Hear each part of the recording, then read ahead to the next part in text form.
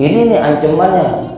Ancaman dari Allah apabila kita sebagai umatnya Rasulullah sudah mulai jauh sama ulama, sudah mulai jauh sama ahli fikih, sama ahli agama, maka Allah akan menguji, menimpakan musibah kepada mereka dengan tiga musibah. Yang pertama apa musibahnya? Awwaluha, yang pertama atau musibah yang pertama, yarfa'ullahul barakata min kasbihim, maka Allah akan mencabut, ya, maka Allah akan menghilangkan keberkahan dari semua usaha umat tersebut. Itu ancaman yang pertama dari Allah.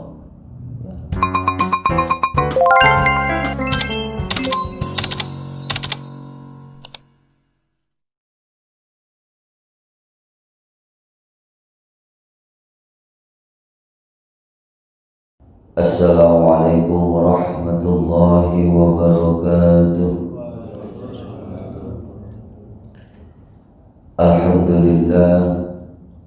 Alhamdulillahi rabbil alamin, wa bihi nasta'inu ala umurid dunya waddin, wassalatu wassalamu ala asrafil anbiya'i wal mursalin, wa ala alihi wa sahbihi wa man tabi'ahu ila yaumiddin, amma ba'du.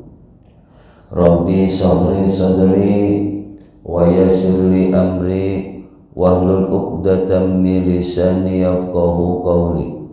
Rabbi zidna ilman nafi'a warzuqna fahman zayyida fil laili wan nahar.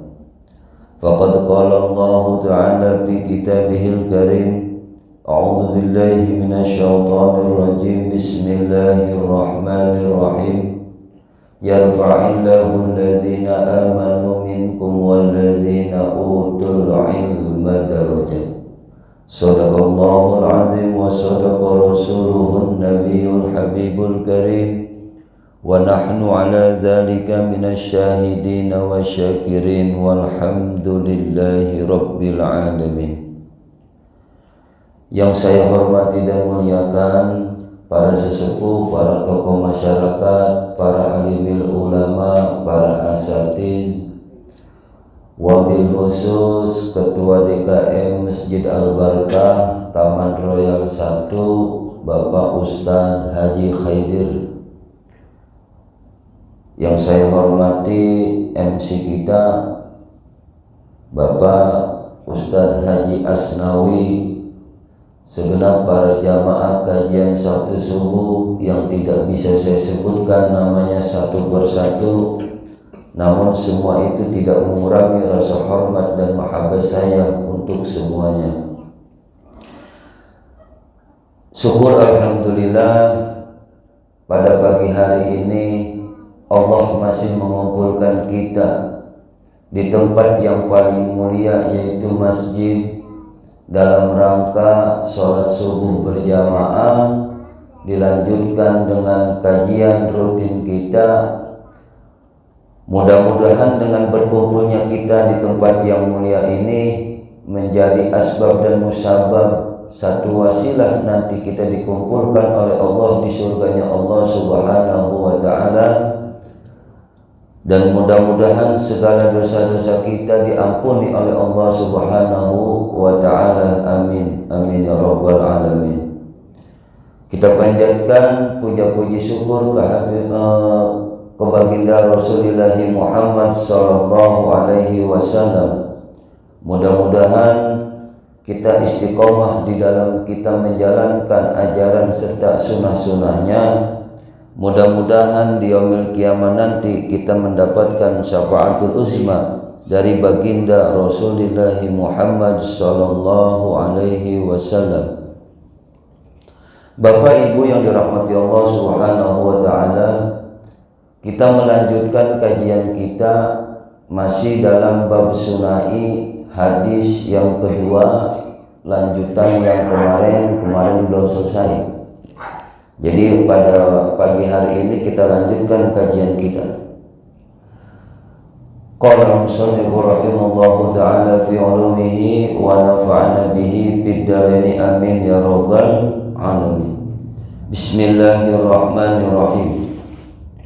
Qala an-nabiy sallallahu alaihi wasallam, sayati zamanun ala ummati yafirruna minal ulama'i wal fuqaha'i fayabtalihumullahu bisalasi baliyatin awwaluha yarfa'ullahul barakata min kasbihim wasaniyatu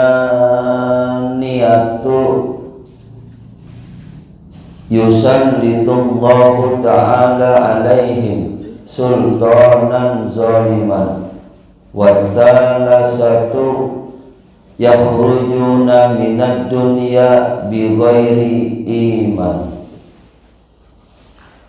Bapak Ibu yang dirahmati Allah Subhanahu wa ta'ala, qalan nabiyyu, bersabda Nabi Muhammad sallallahu alaihi wasallam.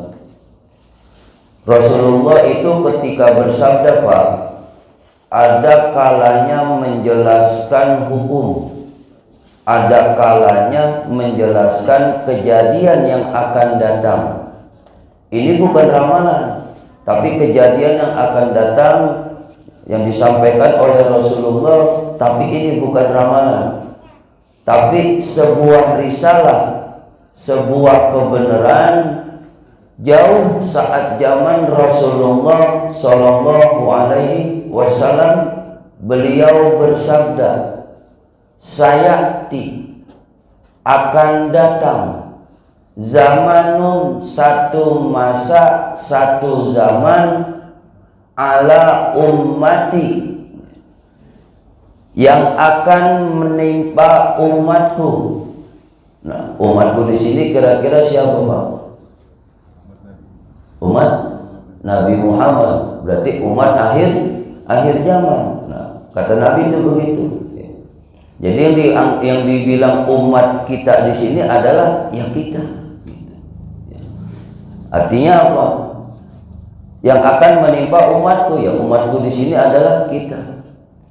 Kita semua, yaitu umat akhir zaman.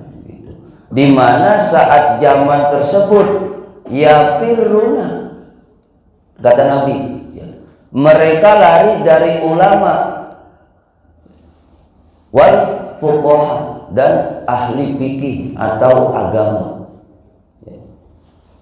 Jadi lari di sini itu Pak bukan lari mendekat, tapi lari menjauh. Sudah terasa belum kira-kira Pak nih zamannya?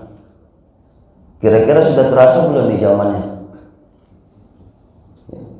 Yang ngaji sama yang kagak, yang ngaji, yang senang ngaji sama yang kagak senang ngaji, banyakan yang mana kira-kira?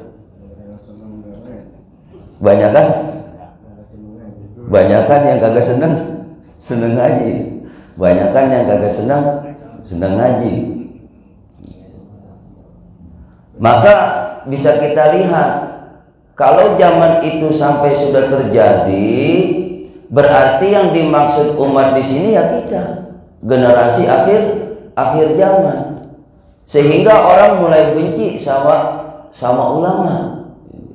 Kalau saat ini masih ada yang sering atau seneng ngaji, tetap persentasenya masih banyakan yang kagak seneng ngaji sama yang seneng ngaji. Majelis ta'lim enggak menarik lagi bagi mereka. Makanya kita nih sebagai penggemar ilmu, penggemar agama, harus pinter-pinter dalam promosi dan marketing kebaikan. Kita nih harus pinter-pinter promosi dan marketing kebaikan. Jadi ibadah tuh Pak, jangan nunggu ikhlas. Kalau nunggu ikhlas malah enggak jadi ibadah. Begitu. lakukan saja, lama-lama juga bakalan jadi ikhlas, sehingga umat tidak terjauhkan dari kebaikan, tidak terjauhkan dengan agama. Nah, itu tugas kita semua. Nah, kalau sampai umat meninggalkan ulama, ahli fikihnya, maka di sini ancamannya kata Allah, fayabtalihumullahu bisalasi baliyatin. Fayabtalihumullah, maka Allah akan menguji, menimpakan musibah kepada mereka bisalasi baliyatin, dengan 3 musibah. Dengan 3 musibah. Ini nih ancaman dari Allah apabila kita sebagai umatnya Rasulullah sudah mulai jauh sama ulama, sudah mulai jauh sama ahli fikih, sama ahli agama, maka Allah akan menguji, menimpakan musibah kepada mereka dengan tiga musibah. Yang pertama apa musibahnya? Awwaluha, yang pertama atau musibah yang pertama, yarfa'ullahul barakata min kasbihim, maka Allah akan mencabut, ya, maka Allah akan menghilangkan keberkahan dari semua usaha umat tersebut. Itu ancaman yang pertama dari Allah. Jadi kalau keberkahan sudah dicabut dari diri kita, maka tidak ada kebaikan di dalamnya. Ini kalau keberkahan udah dicabut sama Allah dari dalam diri kita, maka udah nggak ada keberkahan di dalamnya. Berkah itu apa sih, Pak? Ziyadatul khair, bertambahnya kebaikan. Lah kalau berkahnya sudah dicabut oleh Allah, berarti sudah tidak ada kebaikan di dalamnya, sehingga kita kerja mati-matian, banting tulang, berangkat gelap, pulang gelap, dapatnya berapa? Terus yang kita buat makan berapa? Yang masih nyisanya berapa? Ujung-ujungnya banyakkan utang. Mengapa demikian? Karena keberkahannya sudah dicabut oleh Allah. Jadi tidak ada lagi kebaikan di dalamnya. Udah kita kerja mati-matian, utang makin nambah, ibadah berantakan, hilang keberkahan. Kalau orang dulu mah beda sama orang sekarang. Mohon maaf ini mah, orang tua kita dulu kerja semampunya. Waktunya sholat ya sholat, waktunya ngaji ya ngaji, semua beres. Dan orang tua kita dulu tuh nggak ngerti sama yang namanya ngutang. Orang tua kita dulu tuh nggak ngerti sama yang namanya ngutang. Artinya di sini apa, Pak? Keberkahan dicabut oleh Allah sehingga kita cuma capek doang. Cuma capek doang, dapatnya nggak seberapa, ibadah juga berantakan. Istri yang kita cariin nafkah ngelawan sama kita. Lah anak yang kita gedein, kita cariin nafkah, malah jadi musuh kita kadang-kadang. Diajarinnya susah bener. Itu kalau keberkahan udah ditabut sama Allah Subhanahu wa ta'ala. Jadi semuanya serba berantakan, apapun itu. Ya. Kalau sudah dicabut oleh Allah Subhanahu wa ta'ala. Nah, itu yang diancam bagi orang-orang yang menjauhi dan meninggalkan para ulama. Nah, caranya bagaimana? Biar keberkahan ini enggak dicabut oleh Allah, harus rajin ngaji, deketin ulama, minta nasihatnya, minta bimbingannya. Ya. Ulama itu Pak, jangan cuma dijadiin kayak daun salam, kayak daun salam. Ya, mungkin kita semua kenal kali daun salam itu apa. Kenal Bu sama daun salam Bu? Kenal ya Bu sama daun salam? Ya. Kalau lagi mau masak tuh kita cari itu daun salam. Sampai pagi-pagi mungkin kita ke pasar belanja. Ya. Jadi tapi kalau masakannya udah mateng, kira-kira tuh daun salam dimakan apa dibuang? Iya, dimakan apa dibuang tuh kira-kira daun salam? Ya, pasti dibuang. Jadi sedih banget tuh nasibnya ulama. Ulama itu. Ya, nasib ulama sedih banget tuh kalau begitu. Ya diperlakukan seperti itu. Harusnya kan nggak begitu kita dengan ulama. Jangan kita samain sama kayak daun salam. Ya. Kalau kita butuh kita samperin, kita paranin. Kita udah kagak butuh mah udah aja. Kayak kagak kenal sama ulama tuh. Begitu. Makanya kadang-kadang yang begitu tuh yang bisa ditarik keberkahannya oleh Allah Subhanahu wa ta'ala, bisa dihilangkan oleh Allah Subhanahu wa ta'ala begitu. Jadi kalau pengen keberkahan itu dijaga sama Allah, enggak dihilangkan oleh Allah, kalau Nabi makan masanya udah kagak ada. Nabi makan masanya sudah lewat. Nah, penerusnya Nabi ini kira-kira siapa? Kan ulama. Penerusnya Nabi ulama, maka kita harus senang duduk sama ulama, maka kita harus senang ngaji sama ulama, dengerin apa mau izohnya, dengerin nasihatnya. Jangan giliran susah doang kita manggil ulama, giliran udah seneng mah boro-boro kita manggil ulama. Ya giliran kita susah, giliran kita belangsak, kita deketin dah ulama. Pak Kiai, Pak Ulama, apa tolong doain saya ini, Masya Allah belangsak banget hidup saya ini. Dari kemarin anak saya kagak pada makan, biar pada bisa makan ini bagaimana, doain begitu. Kadang-kadang begitu. Giliran kita susah datang kepada ulama, giliran kita udah seneng kadang-kadang kagak kenal sama ulama. Jangan seperti itu. Kalau pengen keberkahan kita tidak dihilangkan oleh Allah Subhanahu wa ta'ala. Dalam istilah yang populer, ada berkah, ada rahmat. Itu istilah yang populer tuh begitu. Ada berkah, ada rahmat. Perbedaannya apa? Kalau berkah tadi Pak, ya, ziyadatul khair, tambahnya keberkahan. Nah, kalau rahmat apa? Rahmat apa rahmat? Kata Pak Haji pertolongan. Ya. Kalau rahmat adalah iradatul khair li ahli. Allah menghendaki orang itu menjadi baik, itu namanya rahmat. Ya, beda sama berkah. Nah, itu namanya rahmat. Jadi kalau Bapak saat ini rela untuk duduk bersama dari sholat subuh berjamaah, terus disambung dengan taklim, berarti kita semua ini mendapatkan rahmatnya Allah. Karena kita mendapatkan rahmatnya Allah, kita dikehendaki Allah untuk melakukan kebaikan, maka kita mendapat keberkahan.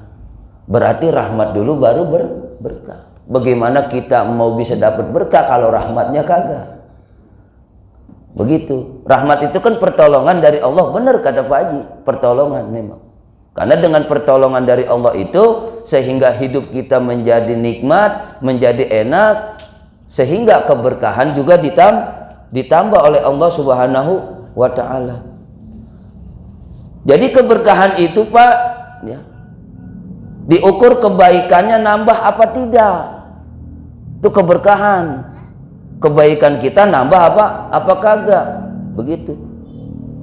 Biarin dah rumah itu aja, ya begitu. Tapi ibadahnya makin mantep, imannya makin mantep. Nah, orang seperti itu namanya berkah, kebaikannya bertambah. Jadi keberkahan itu adalah kebaikannya, perbuatannya yang nambah, begitu.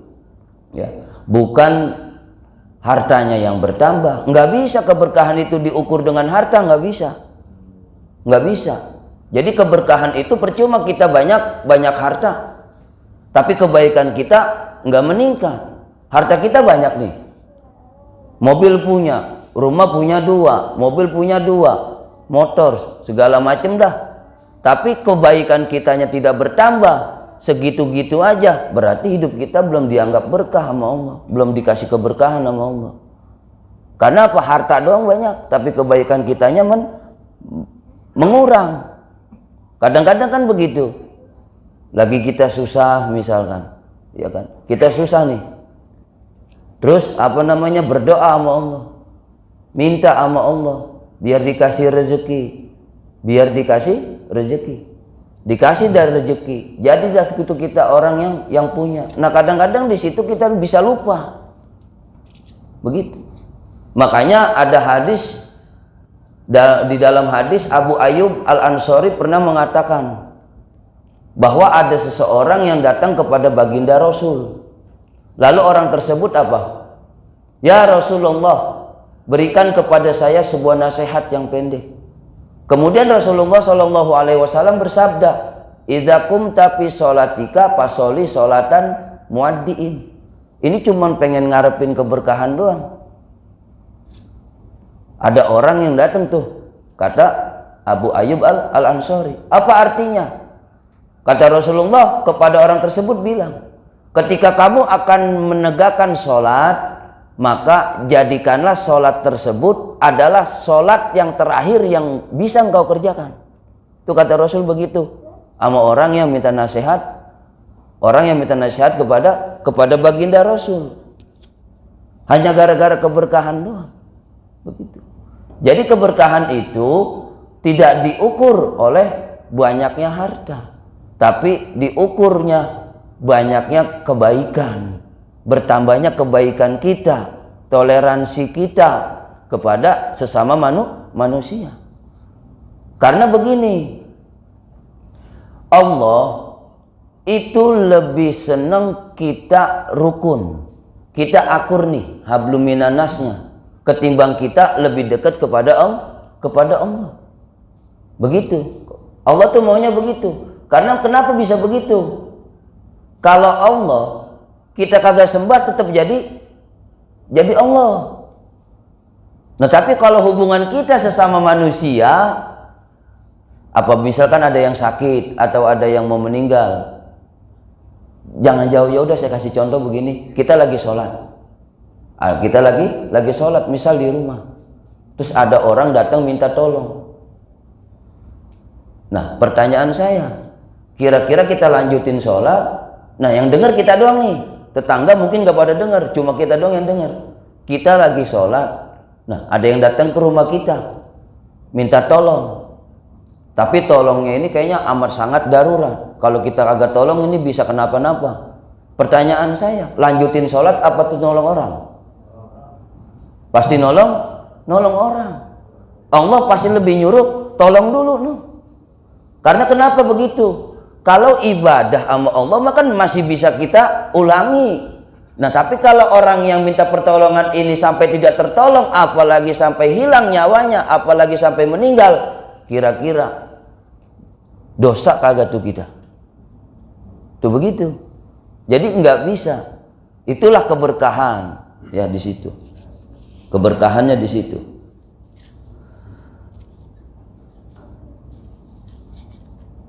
Maka kalau pengen dicabut enggak keberkahannya kita, Pak. Kalau enggak pengen, deketin ulama, benar-benar ulama ya, yang memberikan pencerahan dalam hidup kita. Yang kedua, yusallitullahu ta'ala alaihim. Yang kedua adalah kalau umat itu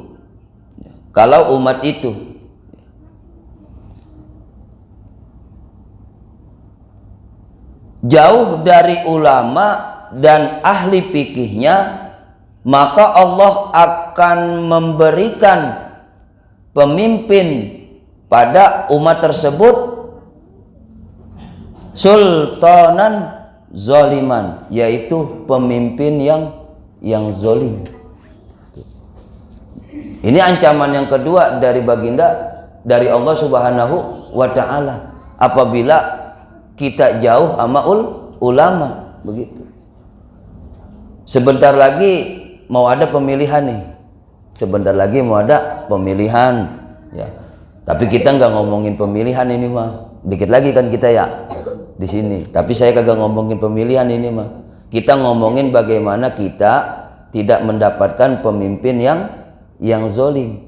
Karena ancaman yang kedua ini Allah akan memberikan kepada kita seorang pemimpin yang zalim. Begitu.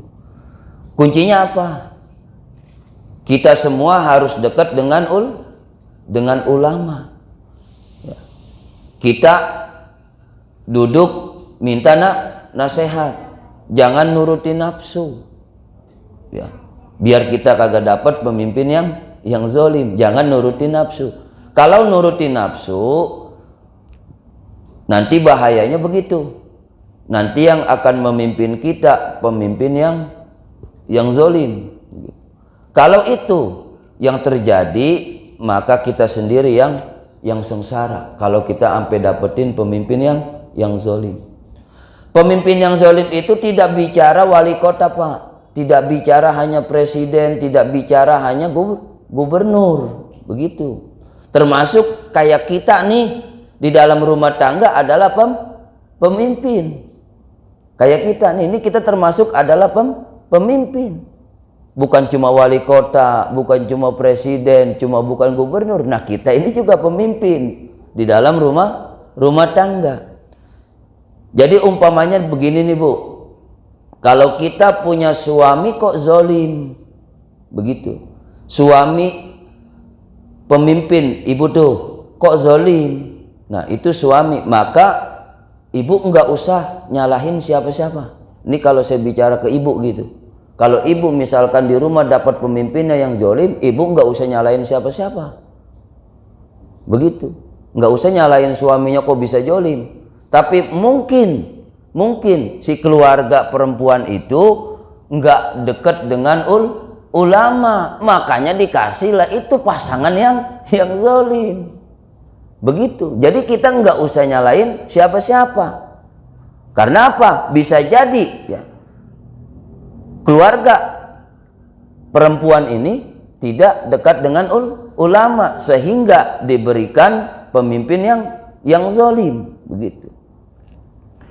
Jadi umpamanya seperti itu. Jadi pemimpin yang zalim itu kurang dekat dengan ulama. Nah, caranya bagaimana nih biar suami kita, pemimpin kita tidak zalim? Jadi pemimpin yang solih, tanggung jawab, maka usahakan keluarga itu selalu dekat dengan ulama. Begitu, biar kita misalkan nih kayak ibu dapat mantunya, nanti kagak zalim. Nah, kita juga nih bapak-bapak, biar kita dapat mantu juga enggak zalim. Berarti kita harus deketin anak-anak kita dengan para ulama. Saya ingat banget sama orang tua saya dulu begitu. Ya. Orang tua saya tuh dulu lagi saya masih kecil, sering banget saya ditenteng-tenteng, diajak-ajak begitu. Saya mah kagak hidup apa-apa, nggak ngerti. Sama orang tua saya diajak ke rumah kiai ini, diajak ke rumah kiai ono, ke rumah ustadz ini, ke rumah ustadz ono. Lah saya mah namanya diajak, saya ngikut aja, disuruh salim ya salim aja. Begitu. Jadi alhamdulillah begitu. Dengan kita dekat sama ulama, maka keberkahan itu tidak akan hilang. Yang pertama, yang kedua, Allah tidak akan menurunkan pemimpin yang zalim kepada kita. Begitu. Jadi umpamanya nih Bu, kalau kita punya suami kok zalim, ya seperti itu. Dengan begitu, maka rumah tangga kita, pemimpinnya ya kita semua nih menjadi pribadi yang solih. Kalau pemimpinnya solih, seluruh keluarga menjadi keluarga yang solih. Jadi rumusnya seperti itu tuh sebenarnya gitu ya. Lalu yang ketiga apa? Di sini dikatakan wasali satu yakhrujuna minad dunya bighairi iman. Yakhrujuna minad dunya bighairi iman.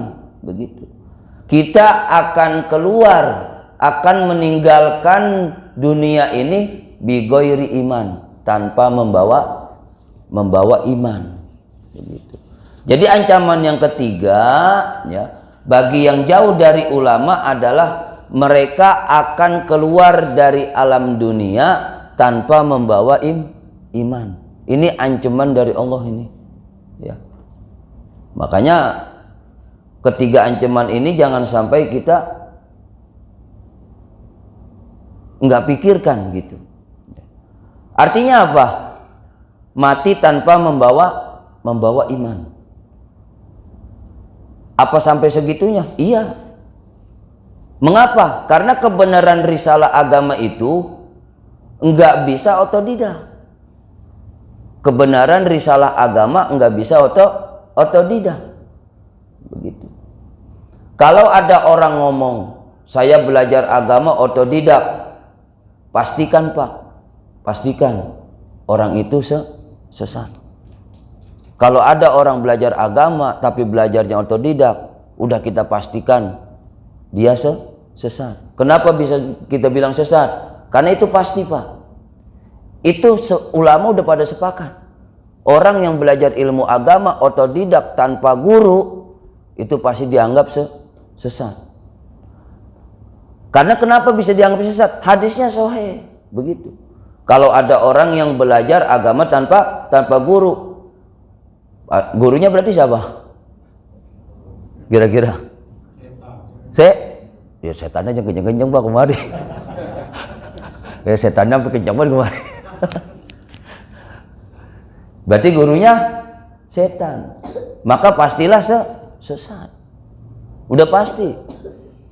Jadi kebenaran itu memang benar-benar nggak bisa otodidak, harus ada pelajarannya, harus ada gurunya, harus ada pembimbingnya. Ya kalau kagak ada gurunya mah ya belajarnya sama memedi, berarti sama setan begitu mah. Udah pasti sesat. Jadi belajar agama itu harus dengan periwayatan yang jelas, ya. Periwayatan itu apa?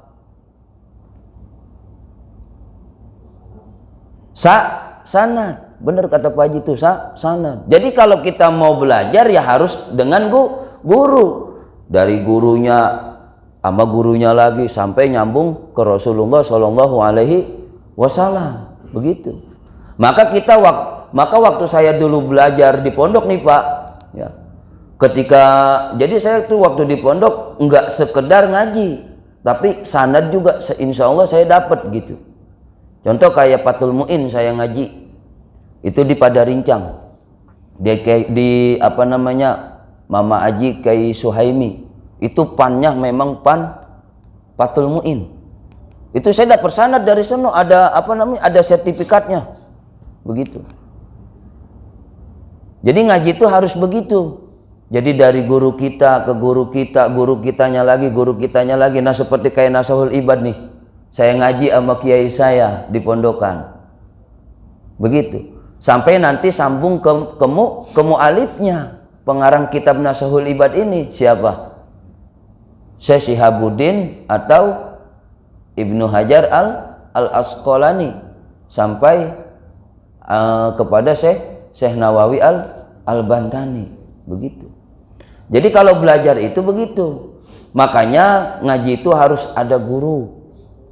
Hadir di majelis taklimnya, jelas kajiannya, enggak asal-asalan. Begitu. Boleh enggak kita nonton di YouTube? Boleh. Boleh. Cuma lebih bagusnya murojaah atau hadir ke dalam majelis, datang ke majelis taklim. Lagian kalau zaman sekarang udah enak sih ngaji, kagak perlu ribet-ribet. Kalau zaman dulu saya marahin guru, lah sekarang mau guru sih marahin jamaah. Bener nggak begitu? Lah zaman dulu mau saya ngaji, saya yang marahin guru. Lah kalau sekarang makan guru yang marahin jamaah. Begitu. Ya. Jadi harus ada sanad yang jelas. Karena kebaikan itu nggak bisa dengan cara otodidak. Bagaimana kita bisa mengenal Allah? Itu pasti ada yang ngajarin. Makanya kita jangan pernah lupa sama guru kita yang dulu pertama kali ngajarin kita bisa baca. Kadang-kadang kan kita mah sama guru-guru kita ngaji dulu waktu kecil, sering banget kita lupain kayak begitu. Padahal mah yang membuat kita bisa baca Quran ya guru kita yang waktu kita masih kecil. Kita lupain aja begitu. Guru-guru yang lain kita sabah, guru-guru itu boro-boro. Padahal perjuangan beliau itu berat. Nggak bedanya kayak kita sekarang. Coba kalau ngajar anak kecil Iqra, beratnya kayak apa tahu itu ya.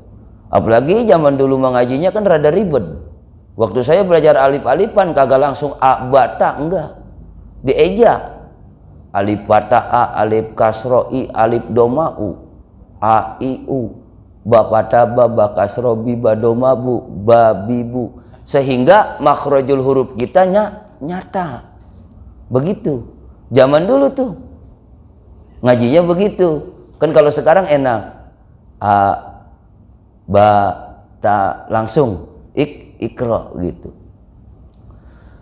tuh kayak begitu ya.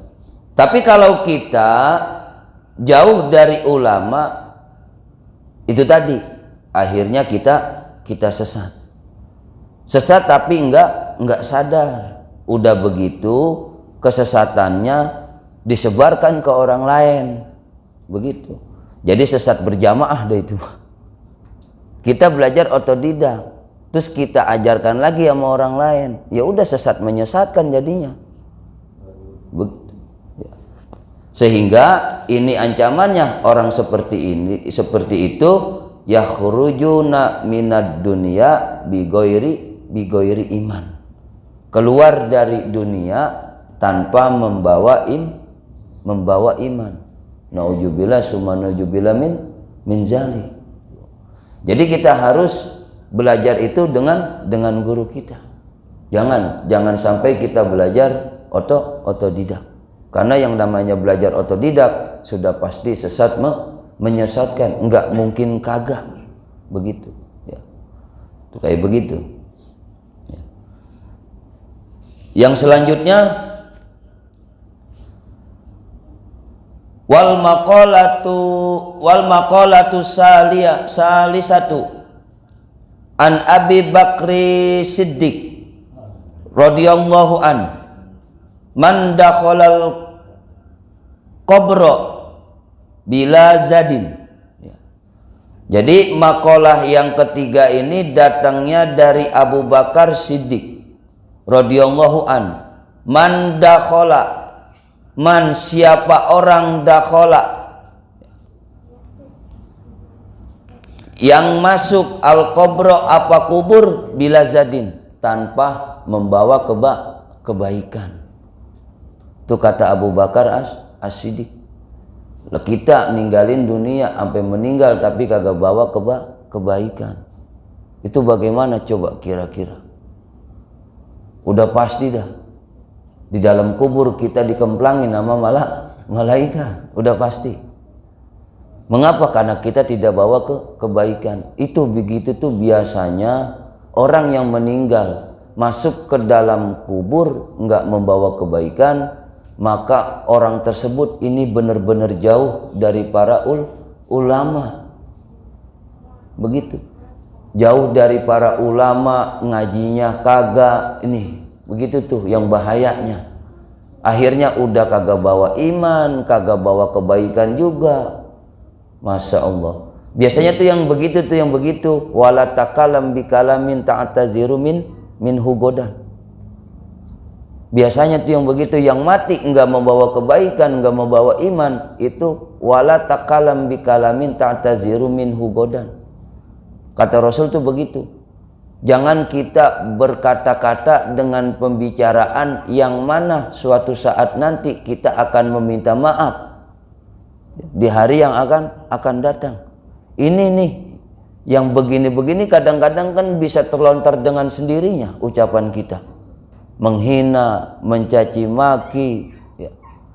Ini yang bahaya. Maka yang seperti ini apabila meninggal pasti masuk ke dalam kuburnya nggak ada kebaikan. Itu di dalam kubur kalau kagak ada kebaikan, gelap gulita.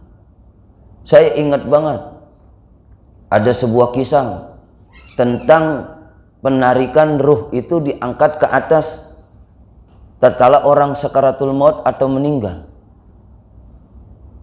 Ini begini nih kisahnya. Ada orang meninggal, itu ditarik sama malaikat Israel.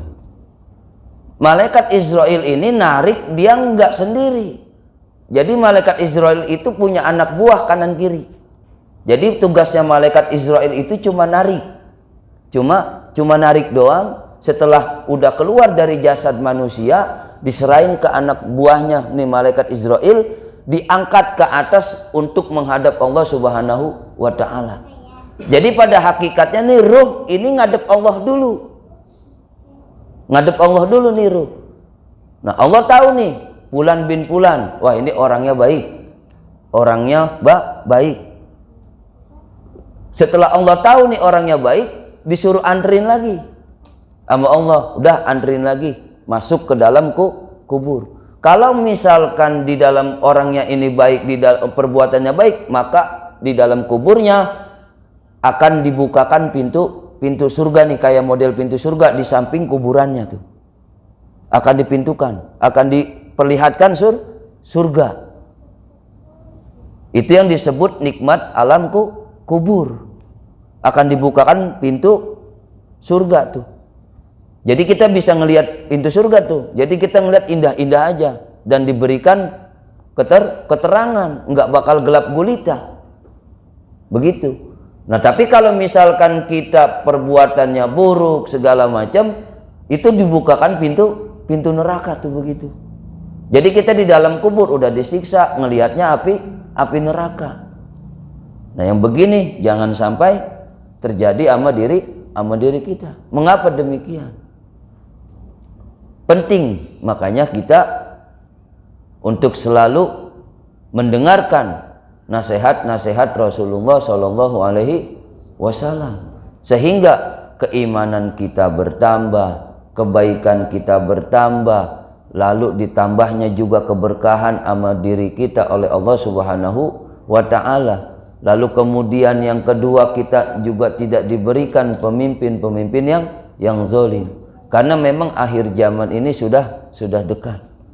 Makanya risalah yang Rasul sampaikan di dalam kitab ini itu menyatakan suatu bukti ya bahwa zaman ini pasti terjadi, nggak mungkin kagak. Makanya kalau kita udah tahu begini kan kita bisa wanti-wanti, bisa jaga-jaga. Biar apa? Biar kita terus menambah keimanan kita kepada Allah Subhanahu wa Ta'ala. Biar kita meninggalnya juga husnul khotimah. Jadi mulai saat ini kita jangan pernah jauh dari ulama syaratnya. Karena ulama ini adalah pewarisnya para nabi. Al ulama warisatul anbiya. Ulama itu adalah pewarisnya para nabi. Itu kayak begitu. Harus ya, ngaji, jangan pernah berhenti. Karena nuntut ilmu itu bukan kita waktu muda. Dari waktu kita dilahirkan sampai masuk ke dalam alam kubur, itu wajib hukumnya. Kita menuntut ilmu dengan para ulama. Sebagaimana hadis mengatakan, al ilmu utlubul ilma faridatun ala kulli muslimin wal muslimat. Menuntut ilmu itu wajib bagi kaum muslim laki-laki maupun muslim perempuan. Biar apa? Biar kita bisa mengenal Allah Subhanahu wa Ta'ala. Kalau kita enggak mengenal Allah, enggak dengan ilmu, udah pasti enggak bakalan diterima ibadah kita. Mardud, ditolak sama Allah ibadah kita kalau kita ibadahnya kagak pakai ilmu. Makanya kadang-kadang saya bingung. Orang zaman sekarang, bukan orang zaman dulu ini mah, orang zaman sekarang kadang-kadang saya bingung. Kalau ngomongin hadisnya lancar, hadis ini sahih apa kagak, hadis ini dhaif apa kagak, hadis ini hasan apa kagak. kadang-kadang ngomongin hadis kenceng tapi enggak mikirin urusan hadas.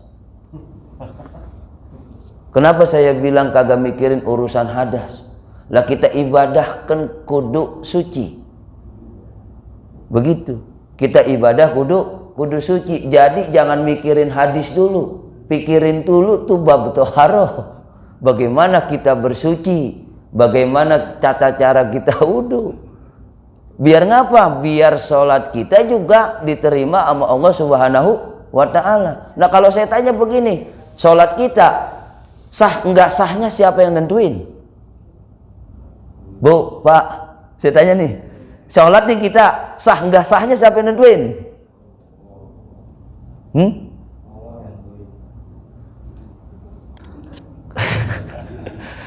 Sholat nih kita, saya jawab, sah enggak sahnya ya kita yang nentuin. Tapi masalah diterima enggak diterimanya Allah yang nentuin. Ya kalau bagaimana kita, ya kita bisa nentuin kita sah apa kagak sahnya. Ya kalau wudhu kita salah, rukunnya kita nggak kerjain, sah kagak sholat kita? Kagak. Di dalam rukun sholat kita satu aja kehilangan, kira-kira sah kagak? Kagak sah. Berarti kita yang bisa menentukan sah enggak sahnya sholat. Tapi kalau masalah diterima enggak diterimanya urusan Allah Subhanahu wa ta'ala. Tuh begitu. Baik, sudah lagi enak. Baik. Ya. Baik, mudah-mudahan kajian kita pada pagi hari ini dapat bermanfaat untuk kita semua. Dan mudah-mudahan kita selalu diberikan keberkahan oleh Allah Subhanahu wa ta'ala selalu, dan mudah-mudahan juga kita tidak diberikan pemimpin yang zalim, dan tatkala kita meninggalkan dunia ini tetap membawa amal dan iman agar kita bisa menuju surganya Allah Subhanahu wa ta'ala. Wallahu a'lamu bishawab.